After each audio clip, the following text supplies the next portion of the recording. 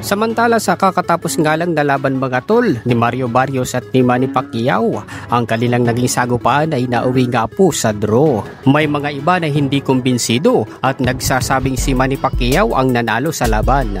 Sa isang panayam nga mga tol, pagkatapos ng kanilang laban ay tinanong si Manny Pacquiao kung may plano pa ba siyang bumalik sa politika o itutuloy na niya ang kanyang karera sa boxing.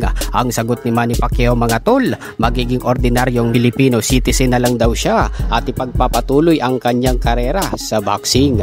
Samantala nitong mga nakaraan mga tol ay nagsalita nga po si Mayweather na bukas siya sa magiging rematch ni Pacquiao. Do you feel like that this version of you beats the version of Floyd Mayweather that exists today? You know, it's hard to talk about the fighter who retired already. If he comes out and go sign the contract and we'll fight. I mean, let's fight again if he wants. Noon pa sana mga tol na maglalaban si Manny Pacquiao at si Mayweather. Sa kasagsagan dapat ni Manny Pacquiao ng prime pa siya at may mga nagsasabi kasi mga tol na hinintay daw ni Mayweather na tumanda at manghina itong si Manny Pacquiao bago niya ito nilabanan.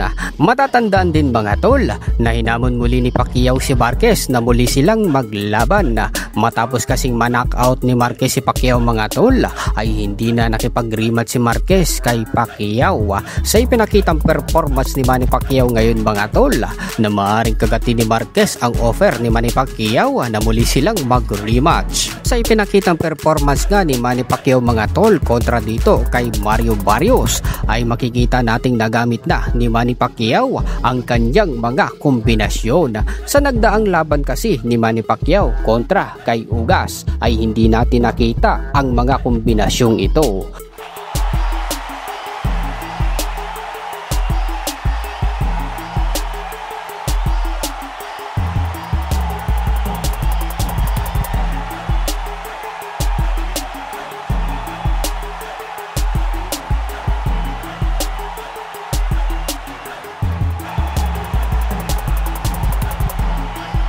Ibig sabihin lang mga tol ay may maibubuga pa itong si Manny Pacquiao. Sa edad na 46 years old kasi mga tol ay umabot pa siya ng 12 rounds. Dito natin makikita mga tol ang kanyang disiplina at determinasyon sa laban. Sa kabilang banda naman mga tol, halos mapaiyak si Boboy Fernandez ang trainer ni Manny Pacquiao dahil di umano sa nabasa niya at sinabi ng isang vlogger. Panoorin natin ang video. Naiyak ako. Panalo talaga tayo. Alam ko panalo. Minsan nakakasakit lang, di ba? Panalo tayo. Ngayon, doon sa isang commentator o vlogger na nag-comment, nakita ko yung comment mo. Di ba sabi mo, pag dumating na si Pacquiao sa 5 round o pataas, di ba? Dinilat ang dila niya. O ngayon, pinatunayan niya ang laban. 12 rounds. Oo. Siya kayo nag-dominate. Tapos sabi mo, dapat tanggalan ng lisensya si Manny Pacquiao dahil 46 years old na. Nagbabayad ka ba ng tax sa Pilipinas? Para mag-comment ka ng ganyan?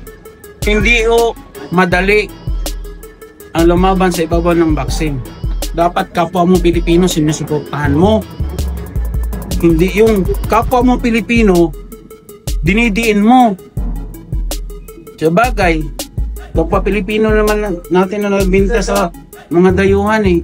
Pero ikaw, vlogger ka, maniwala ka sa akin. Nung nakita kita, sampalin kita. So hanggang dito na lang muna tayo mga tol, at kung bago ka pa lang sa ating channel, mag-subscribe ka na at i-like na rin po ang video.